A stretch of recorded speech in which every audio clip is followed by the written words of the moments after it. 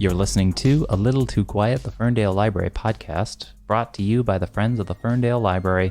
My name is Jeff Milo, and I'll be joined by three of my colleagues today, and we're going to be talking about games. We're mostly going to be talking about board games, and a lot of modern board games as well.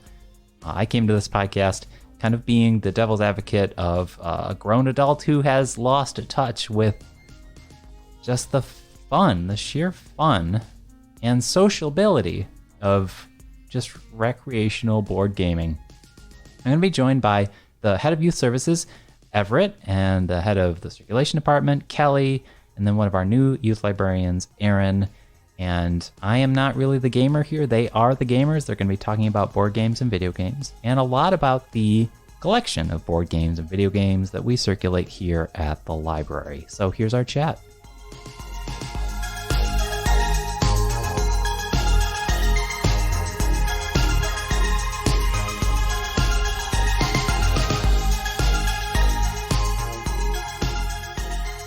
All right, well, welcome to the podcast. I'm being joined by Kelly from the Circulation Department. Hello. Everett's here from Youth Services. Hello. And Aaron.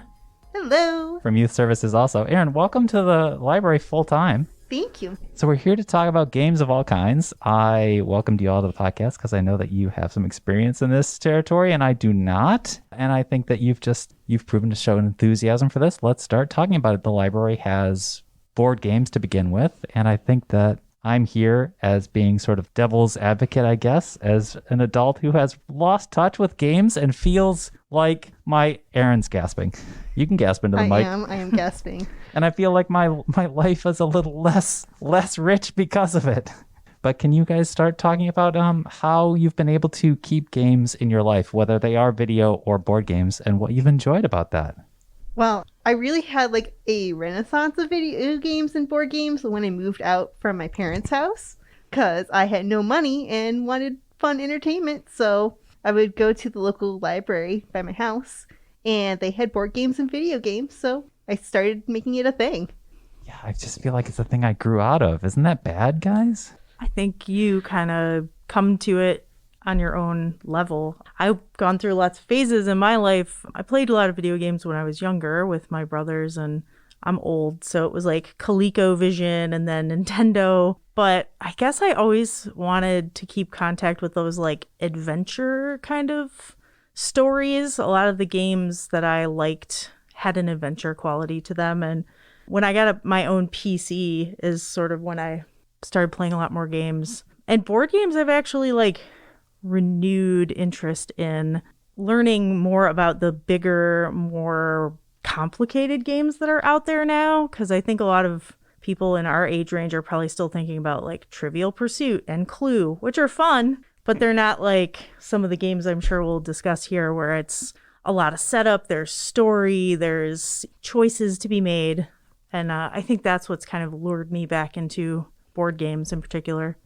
Yeah, I would say it was sort of like a slow burn into board games where I actually grew up in a family that was heavy card game. So not I bought a pack of Munchkin cards at your local game shop, but actually just a deck of 52 cards, often the games that required multiple decks of 52 cards. And to me, that was normal and everybody did that. And then when I asked my friends, do you know how to play Oh My Goodness? They'd be like, what are you talking about?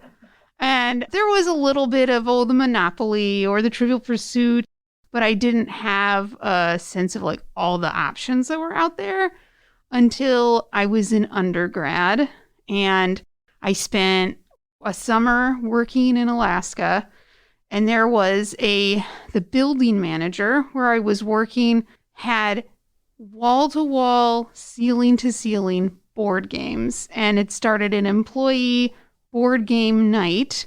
First time I played Settlers.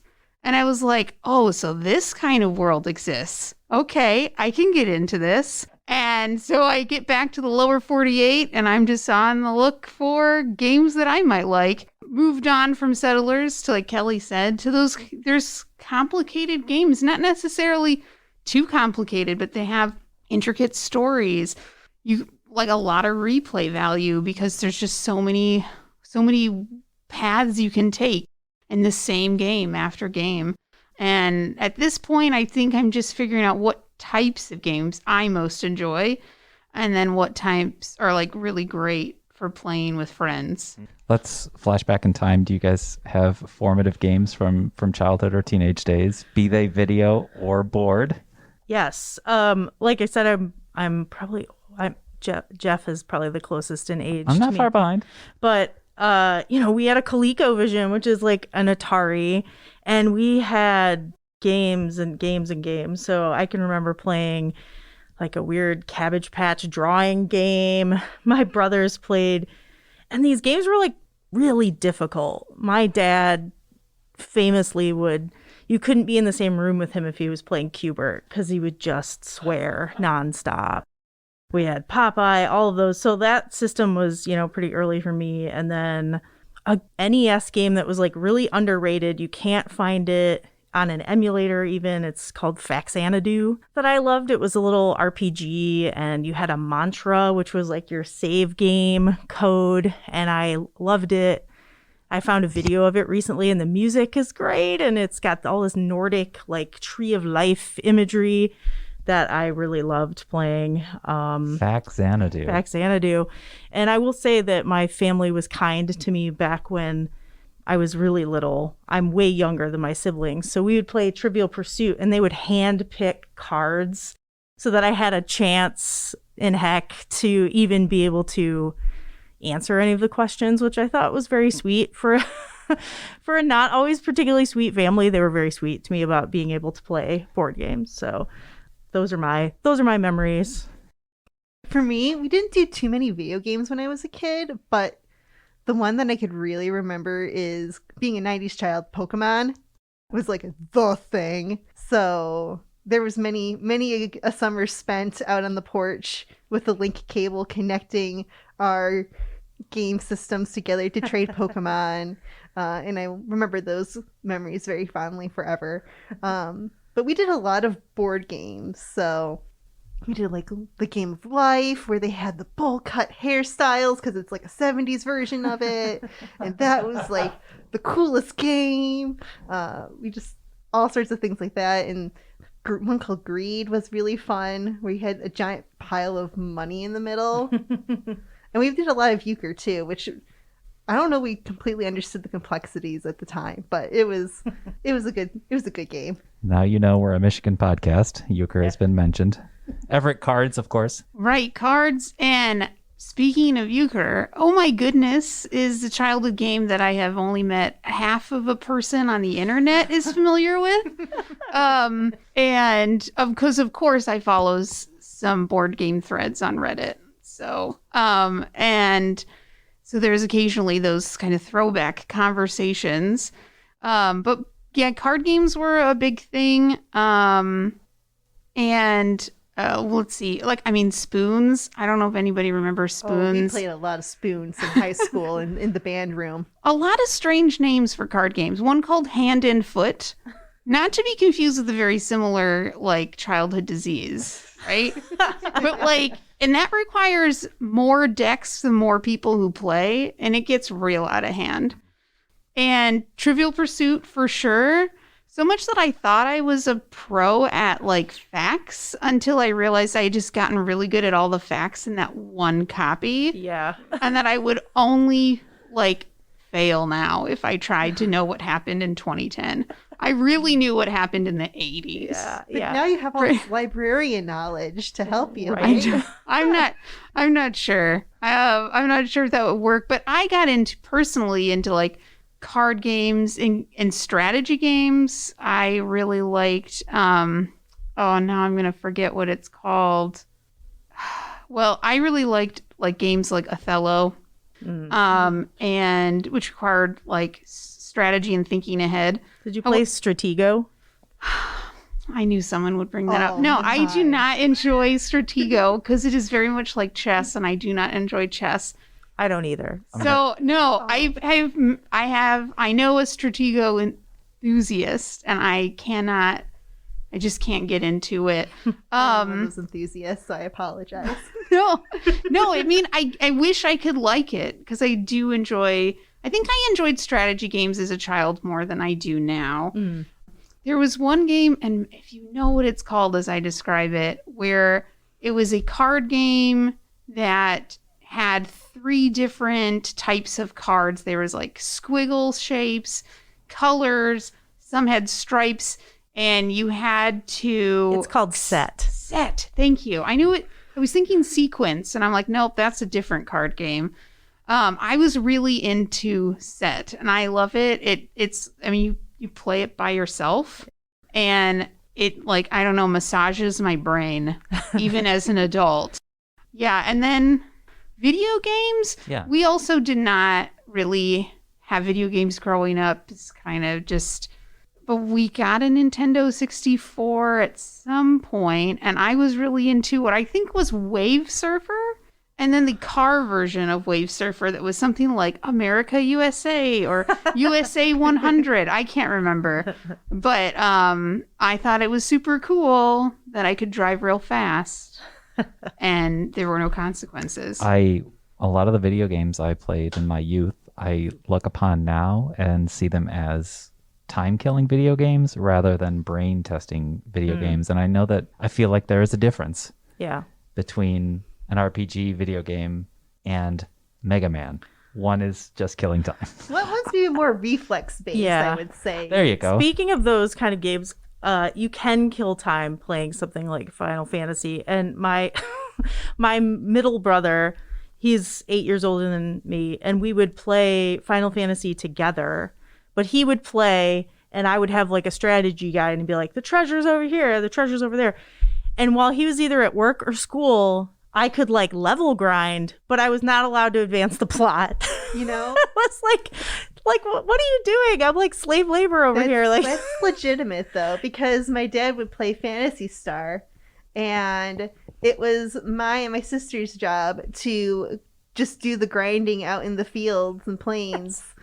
Where we're going to get into too much trouble and kill his whole party. Right. But also, he didn't have to do it. Right. So he'd come back. I'd be like 3 levels higher. We'd have enough gold to buy this or that. But I couldn't advance the plot. Virtual worlds.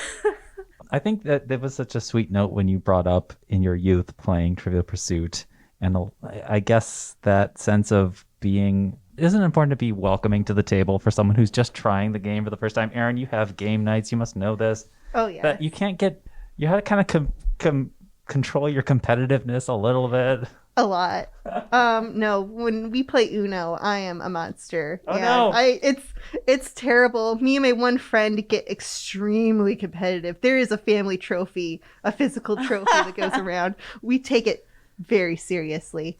So when I have game nights, it is something I have to rein back a bit, or we play cooperative style board games. Yes. So I have a outsider story, being the outsider to a new game, which is not a new game. It's really old, called Scattergories. Oh, yeah. That just happens to be my partner's family's favorite game. Even now, they just can't get enough of it. It's the same copy. It's most of the folders are like half broken. We literally just have our own template that we print off for writing your answers. It's just, but they've been playing it since like 1985, and I have not. I did not grow up with this game, and they get real competitive. Oh, yeah. And I'm just like, yay, I got a couple. And they're like, I got 4 double word scores. And it just becomes like, I don't know. I'm inherently not a competitive person, but just seeing people get competitive over a very old, semi-mainstream classic board game is interesting. And we're all adults. There is no like new kid who's like 6 and doesn't understand the rules. Right? It brings out the kid in you. Yes. Is there still trash talking though? To some extent. There's usually like there's always one person, I will leave them unnamed, who presses the envelope of what's an acceptable answer. And they're so good at wordsmithing that they just are like, but I can explain the reasoning why this is correct and that you cannot disagree with me. And often it just is like you just give up so that we can move on. I had a friend growing up, and I'm one of these very competitive categories people. I will kick everyone's butt at categories. But my friend would make up cities. They'd be like the state plus the word city, and we would fight about it when we were 14, which is kind of lame, but you know. Thank goodness we all have the power of Google now to look it up and Right. verify these things. Yeah. Oh, yeah. That's a whole other thing. We're talking about a gaming past before the internet. Yes. How sweet it was. Are there games in the last decade or so that you all have really enjoyed that have become favorites of yours? And can you think about what it is that you find really engaging and or fulfilling about playing them? Play. Some of them aren't play. Some of them are really engaging. Some of them are really complex. Play is an interesting verb for that. I mean, for me, I've been playing Betrayal, The House on the Hill a lot recently. I don't know if you guys have played that one. Definitely. Is that a board game or a video game? It is a board game, but it is very interesting in that it starts off where everyone is working together to investigate a haunted house. And you travel through the house, turning over tiles. Eventually, you flip over enough bad omen cards that it turns out, oh my gosh, one amongst you is a traitor and is working with the evil forces within the house to try to stop you or bring you all down or kill you or what have you. So it then becomes a cooperative versus one of your friends kind of a game. And I think that's a really interesting kind of dynamic, and it plays... And if you get that card, your goal then is to then be deceptive. It is to utterly destroy your friends. Oh my gosh. Going back to the competitive side of me. Yes, no, you all know at the table who the traitor is. Oh, you do. It's just that person then becomes like, maybe you become a monster and you have tentacles, or maybe you are the evil witch that is trying to summon a demon in the basement, or there's all these different, sometimes tropey scenarios that you can reveal and start playing through, and one player just ends up being the person that's the adversary. What do you enjoy most about it, though?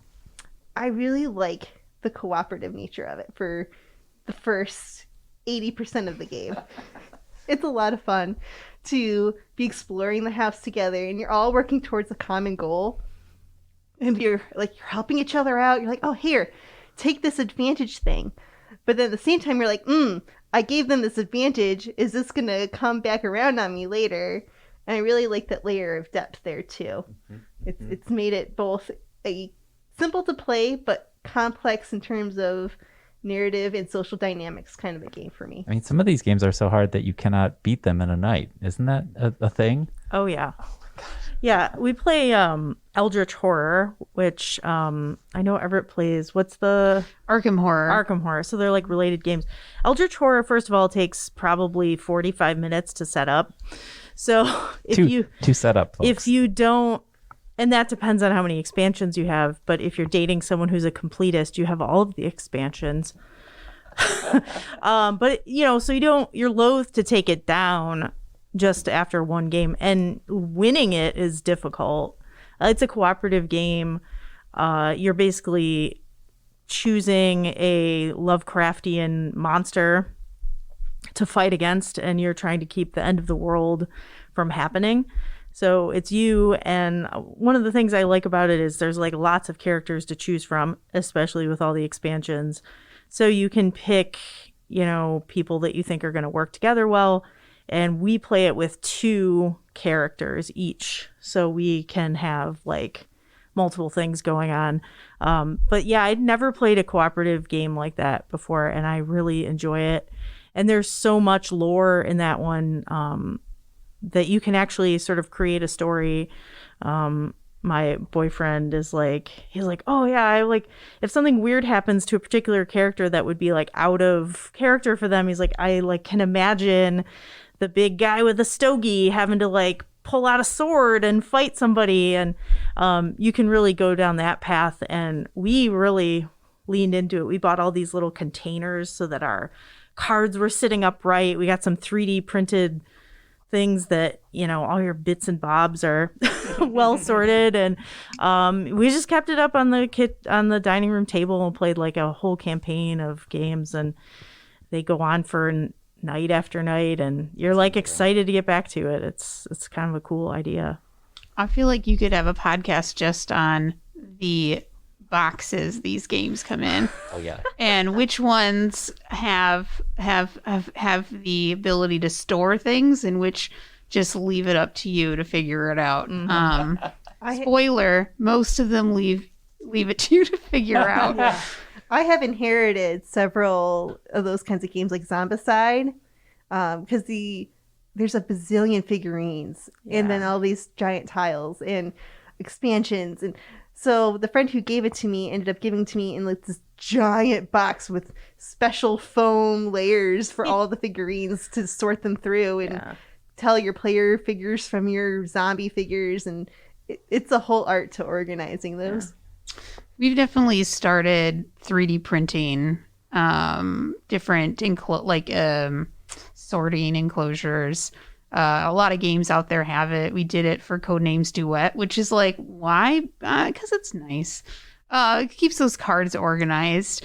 One of the games I want to mention, we are in the works of doing a 3D print for, which is Castles of Mad King Ludwig, which is competitive, but it's super fun.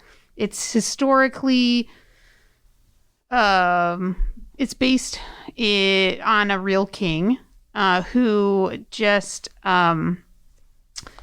I think it was like, you think castles and you think 1500s, way back when. I'm pretty sure this is like 1800s. Somebody has a lot of money and just wants to build a bunch of castles in the 1800s. And it's tile based. You get, every time you play it, the king demands different things. Maybe the king just wants a bunch of gardens or a bunch of activity rooms or just a bunch of dungeons. You never know, or a combination. And your goal is to create a castle that the king will like the best. So you're the architect. The title is Mad King, right? Castles of Mad King Ludwig, yes. So these designs could be mad. Yes. Yes. And it's just a lot of fun. I consider it a really good entry into a new game. If you have people who've never played anything outside of a mainstream game, it's very easy to learn. But it's a lot of fun because you just get all these different permutations. And when I think of like what games I like, it depends on my mood. I have just a series of what I call breakfast games, which is on a lazy weekend where I'm just having a leisurely breakfast. What game do I want to play? And that often becomes like a 2-player game, like Codenames Duet or Caper, which is an import game that is like you are managing a bunch of spies that are like stealing from these like famous places like the Louvre or, Notre Dame or whatever, just a bunch of famous places around the world. And that changes. It's a card game, so that changes each time you play. But the art is beautiful. I really appreciate like the craftsmanship and the illustrations in card games. So that one's really just beautiful to play. But one of my favorite board games is Jaws, based off the movie. Oh, that's great. And it's just fun. Again, it's really not hard to get into. It's a very unique gameplay. Unique with the pieces, unique with the board. So it's obviously Amity Island is the board for one half of the game. Of course. Because it goes all of the movie. Right. Where they start on the island. And what's interesting is that it's a 4-person game because obviously there's the 3 folks on the boat. And there is the shark. The shark. There is Jaws, right? Can we call the shark Jaws? It doesn't get a name in the movie. Yes. I wish I could pull it from my brain, but on the set, Steven Spielberg had a name for the shark. And okay. I think it was Bruce. I think it was Bruce, Bruce. yes. Okay, so somebody is Bruce, which I love. Yeah. And it makes me think of Finding Nemo. Hello, my name's Bruce. Can't do the accent. Don't try. So, so you're basically trying to save the swimmers. And it's a very interesting dynamic where the shark, the person who is Bruce, is keeping track of where they're in the water, but you don't have a visual representation because you wouldn't know. But you have all of these mechanics of trying to figure it out. And then there's Act 2, the boat, where you get to flip over the board.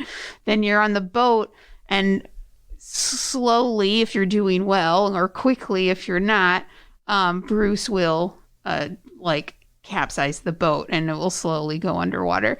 And you have to get the shark before the shark gets you.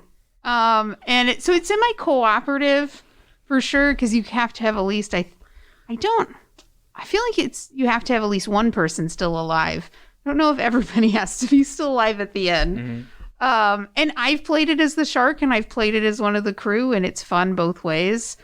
And it's not too hard to explain. So those are just, some fun ones. One I wanted to mention that has a pretty unique gameplay is called Mysterium. Have you guys ever played that? I love Mysterium. It's on my list. It's so one person is like a ghost in this house, and everybody else plays like clairvoyants or channelers or whatever word you use, but they're like psychic investigators, I think is what they actually call it in the game.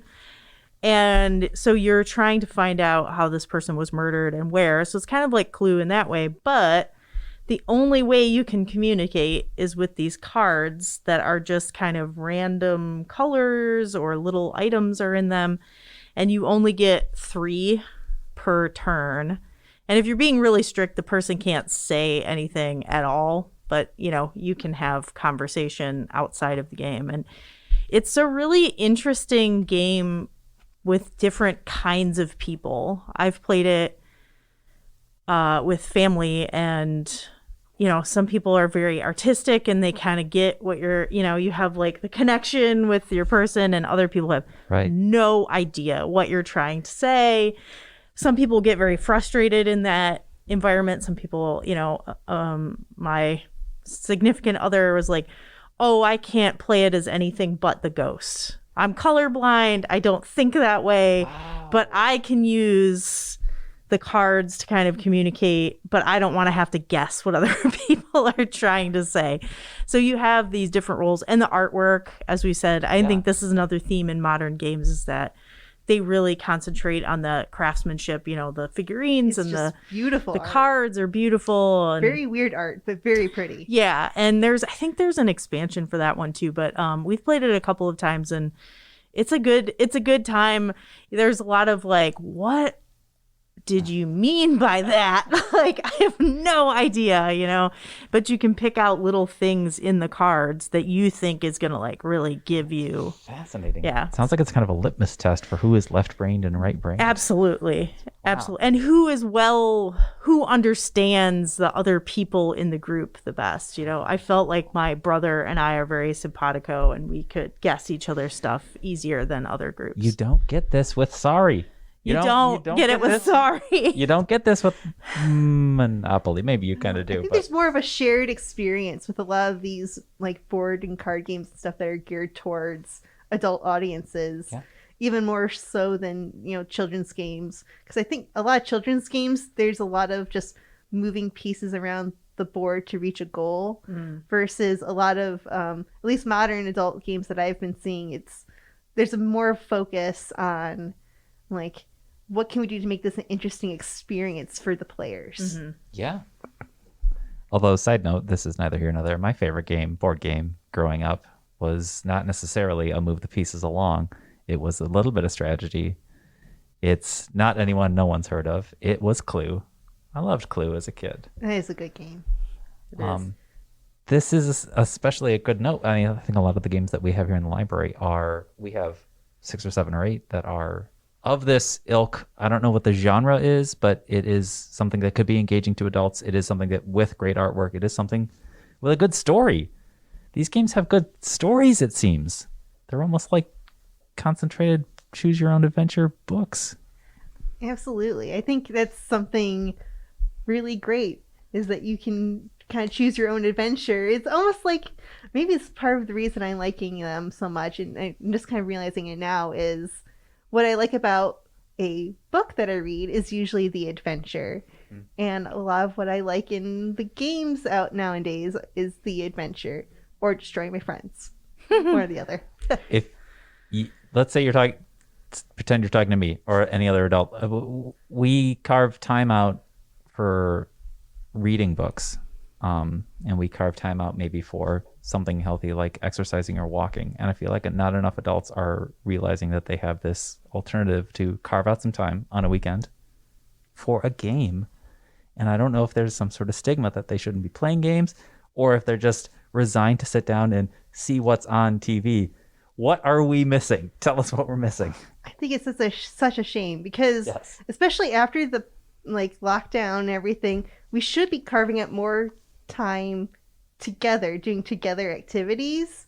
And I think board games are such a fantastic way to do that. It's, if you already own the game, it's free. So, there's a plus there. Mm-hmm. You don't have to leave your house if you're afraid of, maybe having to sit next to someone in a movie theater or something like that. It's a fantastic way to just get together with friends and have a good time doing a together activity. And the human connection is something so important, especially after everything we've gone through with lockdown and COVID.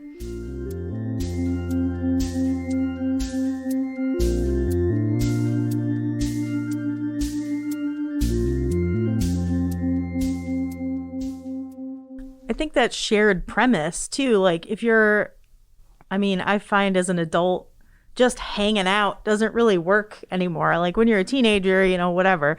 But having the shared premise of one of these cooperative games, or even a competitive game of okay, we're all on the same page, we're doing this. I think one of the things that I've enjoyed a lot about getting into board games and video games too, I get made fun of a lot because out in my regular life, I'm very much a rule follower. But in games, if there's a God mode, I'm using it. Anything that will make that I can adapt. Eldritch Horror, there's some house rules that we created where I'm that's dumb, we're losing too much, it's not fun.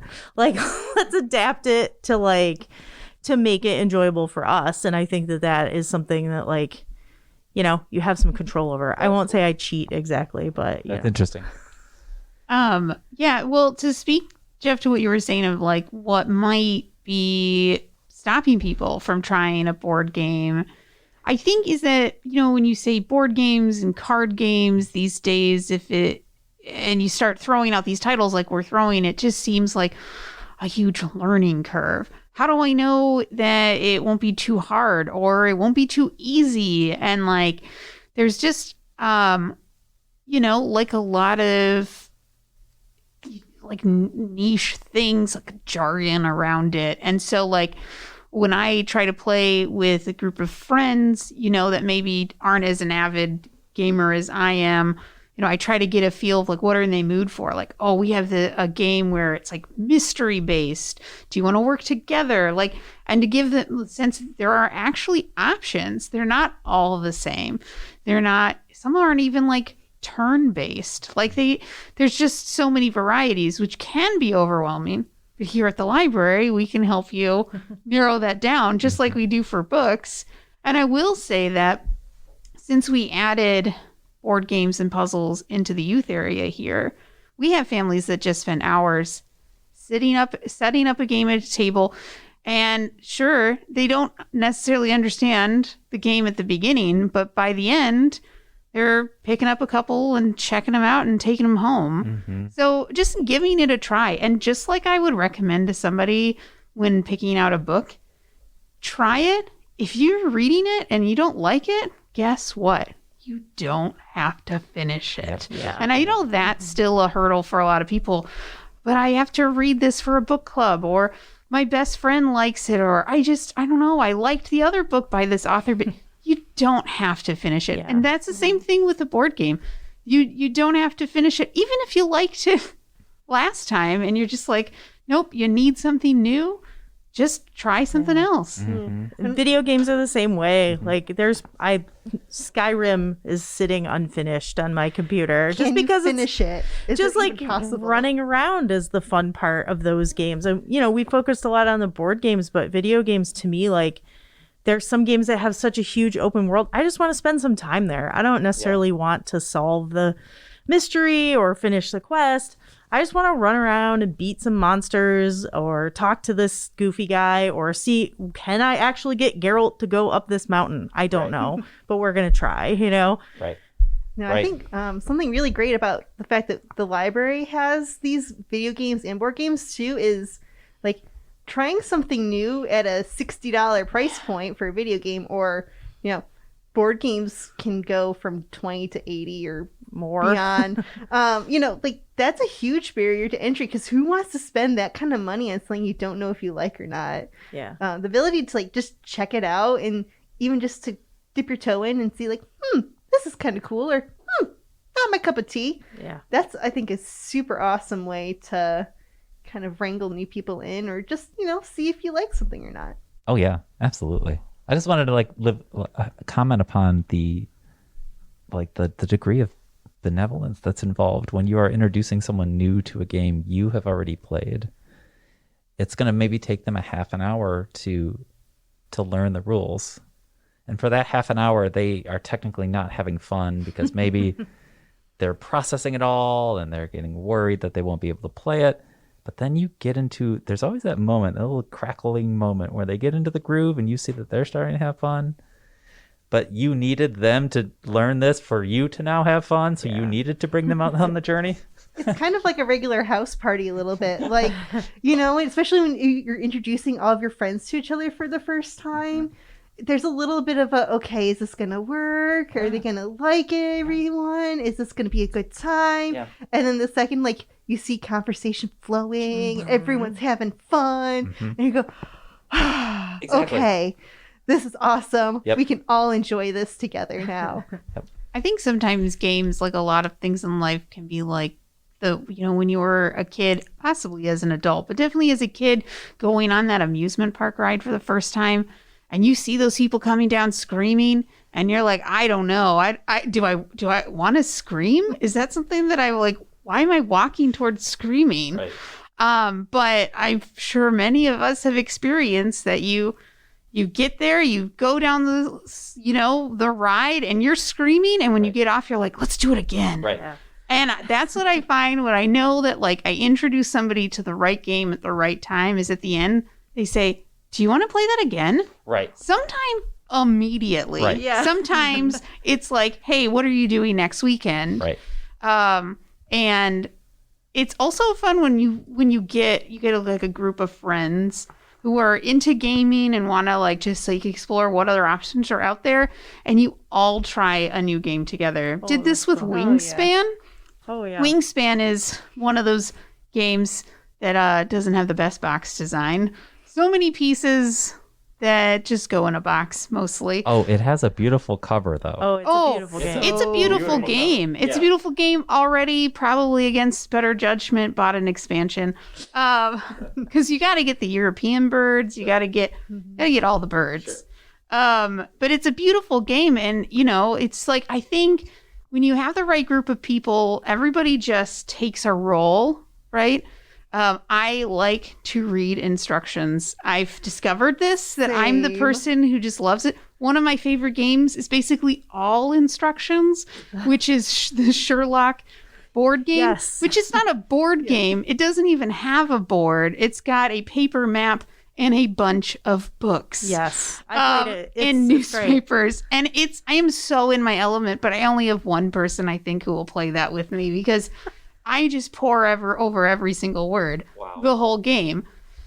But I can do that. And then there's people, everybody somebody wants to do all the setting up and getting all the pieces. And it just becomes from start to finish cooperative and social. And it doesn't have to be like, oh, gotta set up this game. Right. You can have fun, talking about the pieces and learning as you go. And I think the best games and the best handbooks are the ones that teach you through the first round. Yeah. Yeah. So you don't set up and then go, what did I just read? And now we have to start. Yeah. But that you've actually, by the time you've learned the game, you've played one round. Mm-hmm. And then it builds confidence for everybody. Yes. It's also good. They have like those different YouTube videos that Yes. show people playing the games. If I know I'm playing a game with a group and none of us have played it, I'll usually watch that first just because I inevitably am also the rule reader / instructor. And it basically ends up breaking down to, okay, let's just throw ourselves into the game and Aaron will explain relevant rules as we go along. Yeah, I Those think videos there's are a series called How Do I Play, and they'll show you setup, we lean on that. Both my boyfriend and I are pretty impatient, so we're just like, we'll be like breaking the pieces out and like watching this person be like, oh, okay.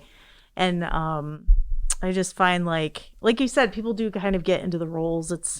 It's fun to like pop out the pieces, figure out where it goes, picking your character if it's that kind of game is Some fun. people love shuffling cards. Yes. I am not one of those people, but I appreciate them.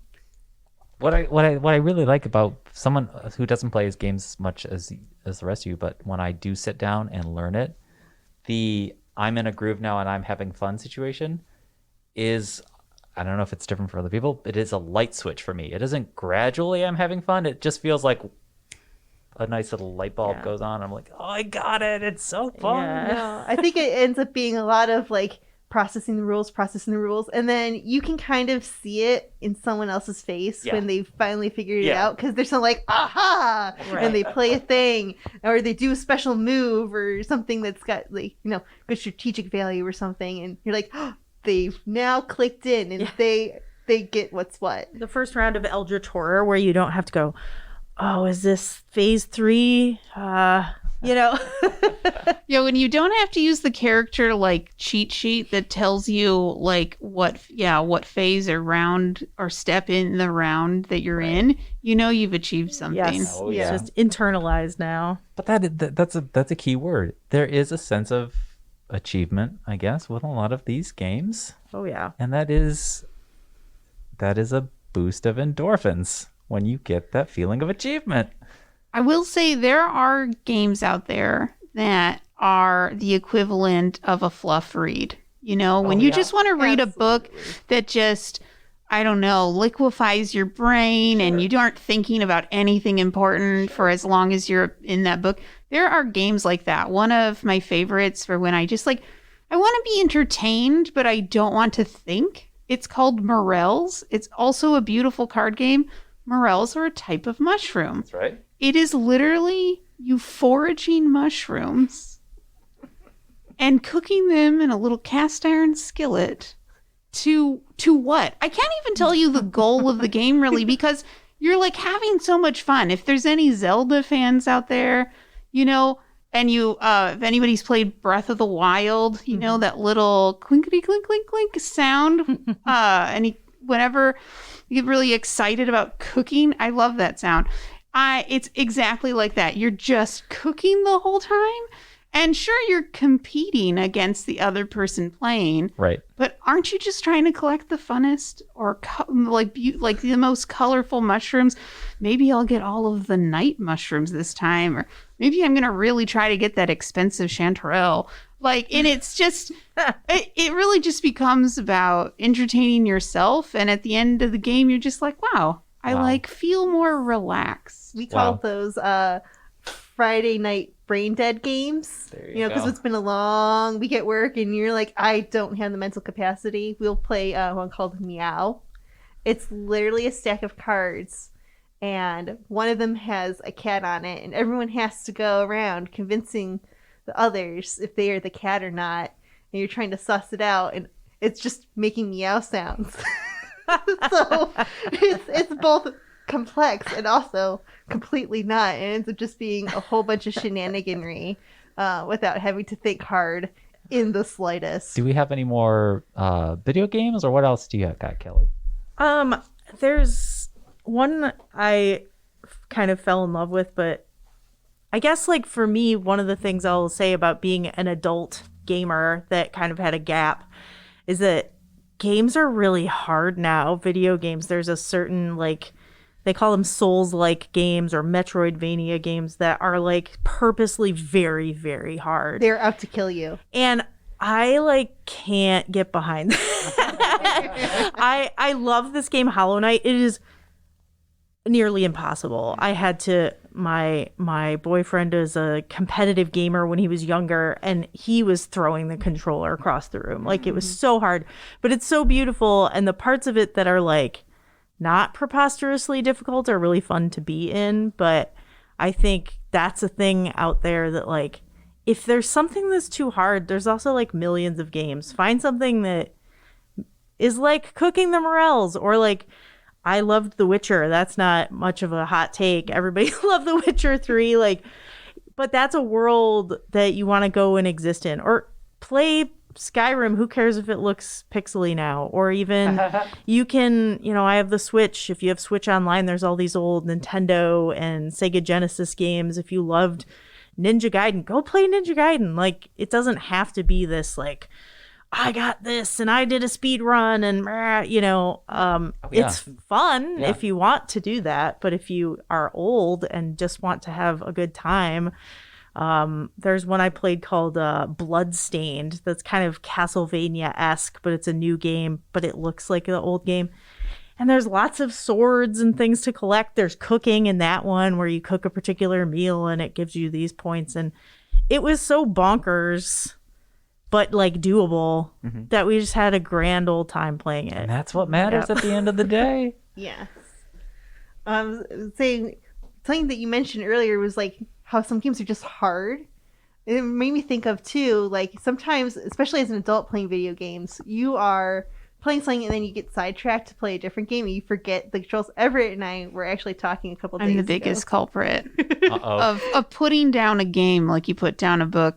And then a whole year goes by and you realize you didn't finish it. And you forget the controls. Yep. Which is this. We tried to come back to Hollow Knight and it was like, and then we're like switching. And it's like, wait, why the Y button? It should be like me swinging my sword. Like, yeah, not in this game, man. Nope. Like, so I've been getting into the old point and click adventure games again recently because they've been re-releasing the Monkey Island games made by LucasArts. Oh, yes. They have added voice work and new artwork, but you can also toggle back to the old version if you want to do that.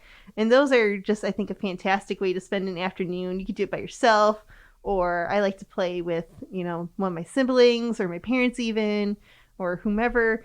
And because it can be either single or a shared experience, and it's just a nice, at your own pace kind of mystery puzzle kind of a game situation. That's refreshing. I was going to bring up point and click adventures too, because there are some really good classic ones that I didn't play as a kid, but have been exposed to as an adult, and they're still really fun. You have to realize, I don't know, you have to be okay with, I guess, that there are stereotypes. There are things that just wouldn't be in a game now. You might you might be nostalgic about it and love the mechanics, and you just want to revisit, like you just revisit that same book or that same movie or that same game again and again. But if you're like, oh, I can't like suspend the fact that there's this questionable thing in this game that I used to love so much. There are new point and click games that either try to look retro, like Thimbleweed Park, which is hilarious. And if you played all the LucasArts games and you played a bunch of those point and click adventures, they reference all of them. oh, that's funny. And there's Easter eggs everywhere, and it's super fun on its own. If you like, I don't even know if this is a genre, but if you like cerebral point and click adventures, that exists in the form of Kentucky Route Zero, which is a game that we did pick up and drop many times, partially because they published it in acts, and so we started it before the whole game was completed. Oh. So we had to wait for the next acts to come out. But let me tell you, it was so worth it. And it's it's a minimalist color palette of like blacks and browns, and sort of angular stick figures. I mean, they're more fleshed out than that. But it's a bit of a choose your own adventure where you get to choose between different dialogues and it'll send your characters in different directions. But you'll spend the whole game being like, what is this about? And you have to finish it to find out. You just, it compels you. But it's also like one of those, I don't know, I can get sucked into Witcher 3 for like 5 hours, right? This game, you probably will be like, an hour was good. You know, like it was intriguing enough. It was different enough, but now I feel a little bit existential. So I'm gonna go play some Mario Odyssey to just fluff my brain back. But there's just all types of games out there. Well, I'm sorry to say we're almost out of time. We'll have to have an expansion and do a game sequel podcast. Does anyone have closing thoughts or anything we didn't touch on yet to wrap up? I wanted to kind of bring up the idea that there are some board games that you can play solo. Which was an important thing to me during the pandemic, because I do live alone. I had contact with people that, whatever, but that is when we started seeking out those Sherlock games that Everett was talking about, because you could do it by yourself. And I've, discovered more games. Like there's one, a series called Chronicles of Crime, and you play, it's got a board and cards and everything, but you use a smartphone to scan QR codes on it, and you can play it by yourself. You can play it with a group. And I think that that's a really kind of a cool innovation, that a lot of board games are including that ability to play by yourself. I guess you could technically play Eldritch Horror by yourself, but that seems like a lot. But and video games, I think, are often also seen as solo games. So the flexibility in some of these formats has been like kind of eye-opening to me. Like, even a solo video game, kind of passing the controller back and forth, or playing a board game meant for a group by yourself when you're just kind of in the mood to solve a crime. And I've definitely played the Chronicles of Crime. I had the 1400 one, which is like medieval, and I went through all the missions that they had included and donated it to the library, but I just found out you can like buy new missions. I may have to borrow it and like do some new ones with it. Awesome. Oh, speaking of solo games, we didn't talk about puzzles. Oh man. But puzzles, I mean, I don't know if I should call it trendy, but I can definitely say there's an increase of like people saying, I just got a puzzle. I haven't done a puzzle in 10 years. And all ages. Oh, yeah. And, you might think puzzles and think 1,000 pieces and where am I going to put that? And, or I have kids and I can't leave that out on a table or whatever it might be. But there are literally everything from like 12-piece puzzles up to, the 1,500 plus pieces. Mm-hmm. And, again, just like board games, you can try them out from the library. You can try out these puzzles and kind of see if you like it or what's maybe too challenging or difficult.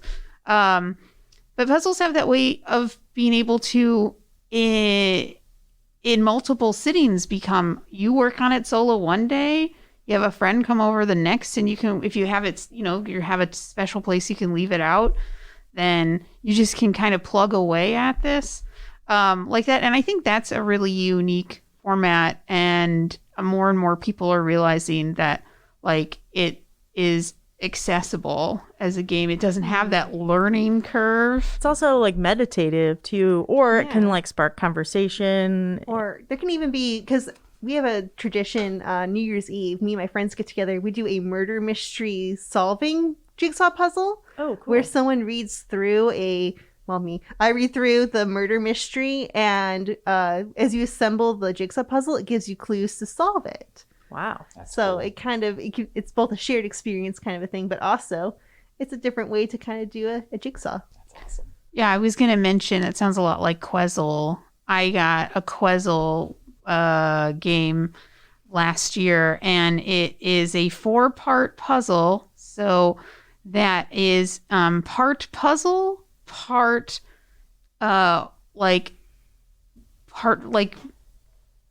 board game where you go on quests, and there's little newspapers, which makes me think of Sherlock. Kelly, I'm looking at you. Yes. There's little newspapers that have clues in it to help you solve the puzzles. There's like puzzles within the puzzle. Love it. And it is also beautiful. And the pieces are laser cut wood. Amazing. And so it's just, so far, I've only gotten one of the 4 puzzles done. But I think for me, it's meditative. Like, okay, I just want to sit and just do nothing else, put on a record, listen to some music, hang out with my cats, just look at this beautiful game. And I think more and more people are realizing that about puzzles. Heck yeah. We should have you all back for another episode, a sequel to the gaming, this gaming episode. You can all report back on some more games you've done. Absolutely. We should all play a game together. Ooh, and do a review. Or the next podcast is just us Playing the a game. audio of playing a game. Us playing a game. There's some games that are like very much like playing werewolf. Very, very, it's all about conversation. Is it? Totally be done as a podcast thing. I've had my mind blown. I've heard that there is Instructions, the game. I've heard that there's Mushrooms, the game. And now there's Conversations, the game. Love it. It's all about figuring out who amongst you is a werewolf. So it's all about pointing the finger at each other and figuring out who killed your friend at the table. It's good time.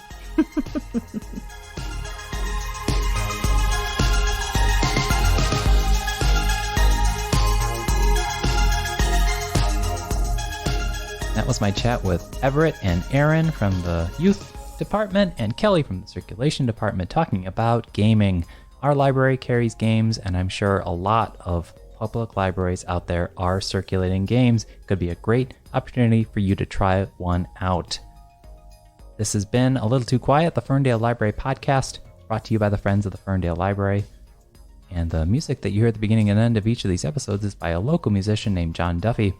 If you want to support this podcast, go to ferndalefriends.org, or you could rate, review, or follow us, leave a comment, or tell a friend about us. If you learned a lot about gaming here today and you want to pass this episode on, please share it to social media. We'll be back next week with more. Thanks for listening.